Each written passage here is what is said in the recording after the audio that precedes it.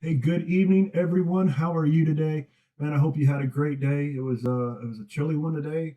Looks like it's going to be another cold one tomorrow. So I hope you're dressing up, staying warm, and don't have to be outside too much. Today was my first day back to work in about 5 or 6 days, and it was interesting trying to just get back into the swing of things and get back into just doing what I normally do. There's still a lot of fatigue. There's still a lot of just dreariness, and so we're working through it though, and I'm thankful to just be back at work. I'm thankful that for the healing of God's touch, and the moving of Jesus, and just touching me and allowing me to be here and be back at it so soon. So today we are studying Psalms 5, and the title of Psalms 5 is Prayer of Protection from the Wicked. It was written by David. I'm not sure exactly the time frame that it was written, whether he was king or after he was king. David was king for a good portion of his life, but there's some psalms that were written after. This is a psalm of lament, and so just like as we talked about last night, he was crying out or groaning or in dire need. So let's just jump into it. Verse 1. We're reading out of the NASB version tonight. And let me know in the comments what your favorite version of the Bible is, whether it's NLT, King James Version, New King James Version, ESV. What is your favorite version of the Bible? So verse 1. Give ear to my words, O Lord. Consider my groaning. Heed the sound of my cry for help, my King and my God, for to you I pray. In the morning, O Lord, you will hear my voice. In the morning I will order my prayer to you and eagerly watch. For you are not a God who takes pleasure in wickedness. No evil dwells with you. The boastful shall not stand before your eyes. You hate all who do iniquity. You destroy those who speak falsehood. The Lord abhors the man of bloodshed and deceit. But as for me, by your abundant loving kindness, I will enter your house. At your holy temple, I will bow in reverence to you. O Lord, lead me in your righteousness because of my foes. Make your way straight before me. There is nothing reliable in what you say, or in what they say. Their inward part is destruction itself. Their throat is an open grave. They flatter with their tongue. Hold them guilty, O God. By their own devices, let them fail, or let them fall. In the multitude of the transgression, thrust them out, for they are rebellious against you. But let all who take refuge in you be glad. Let them ever sing for joy, and may you shelter them. Those who love your name may exult in you, for it is you who blessed the righteous man. O Lord, you surround him with your favor as with a shield. And that's Psalms 5, verses 1 through 12. And we're going to look at a commentary from enduringword.com, and I will put a link to that in the description below. But if you see in the very first chapter, or very first verses 1 through 3, David says, give ear, consider, and give heed. And David longed to be in the presence of God. And let's see. He says, for to you I will pray. David prayed to God. I thought this was pretty interesting, which that might sound elementary to most of us, but sometimes we come so full of ourselves and requests and feelings that we don't focus on God in our prayers. And there is a quote that reads, very much of so-called prayer, both public and private, is not unto God. In order that a prayer should be really unto God, there must be a definite and conscious approach to God when we pray. We must have a definite and vivid realization that God is bending over us and listening as we pray.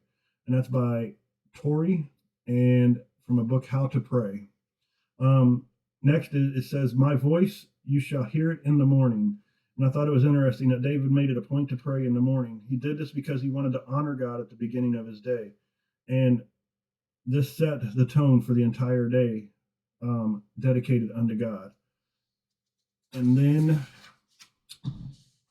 it reads, in the morning, I will direct it to you, and I will look up. David gave us what to do before prayer and after prayer. Before we pray, we should direct our prayer. After we pray, we should look up with expectancy to heaven, really believing that God will answer. And then if we look down at verses 4 through 8, it's a contrast between a wicked man and the godly man. And as David drew closer to God, he became more aware of God's holiness and man's sinfulness. This is a good way to measure how well you are praying and whether, as you pray, you are drawing close to God or merely mouthing words. If you are drawing close to God, you will become increasingly sensitive to sin, which is inevitable since the God you are approaching is holy God. That's a quote by Boyce. And read on down, and it reads, in fear of you I will worship. David's worship wasn't based on his feelings, but his reverence for a righteous, merciful God. And I think that's powerful, is that sometimes we get so caught up in feelings and so caught up in worship that we want to make it because of our feelings and not about God. But we're called to worship God. We're not called to worship our feelings, and God shouldn't be there just to satisfy our feelings, but we should be praising the Almighty King, the God of heaven's armies, the God of God, the Lord of Lords. If we look at 9 and 10, it's the description and the destiny of the wicked. And it says, there is no faithfulness in their mouth. David felt that the sting of wicked words and lies against him. David felt the sting of wicked words and lies against him. Yet this prayer shows that something good came out of it, and these attacks from the enemy. Thus, a man's enemy, while they oblige him to pray more fervently and to watch more narrowly over his conduct, oftentimes becomes his best friends. And they flatter with their tongue. Always be aware of people who flatter.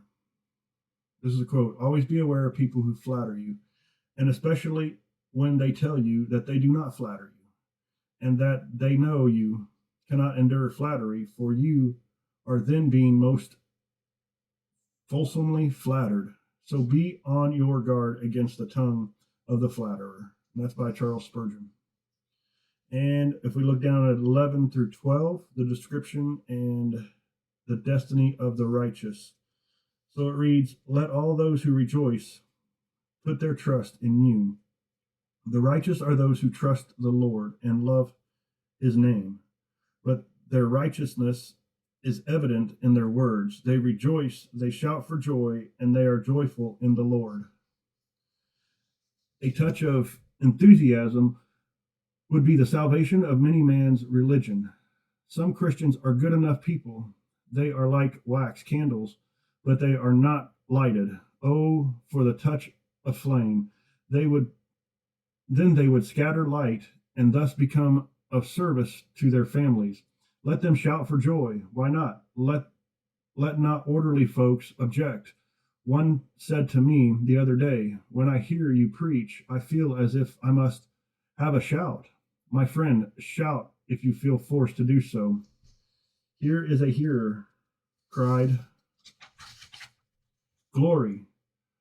Our brother cries, glory, and I will say so too, glory. The shouting need not always be done in a public service, or it might hinder devout hearing, but there are times and places where the glorious outburst of enthusiastic joy would quicken life in all around. The ungodly are not half so restrained in their blasphemy as we are in our praise.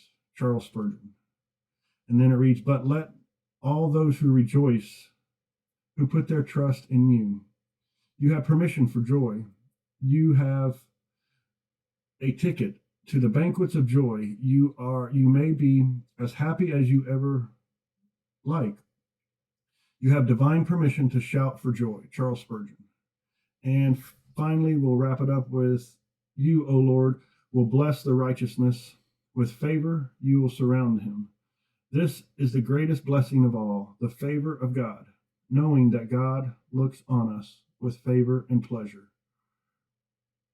is the greatest knowledge in the world. This is our standing in grace. So that's Psalms 5. And, like I said, they're not exactly, from what I can find on it, it's not exactly sure the time frame that David wrote it, whether he was king or not, but he was obviously under some sort of wicked attack. It looks like they were verbally slandering him.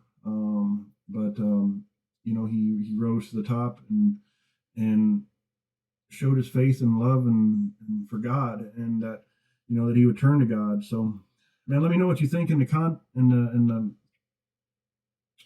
comments below. And thank you for being here tonight.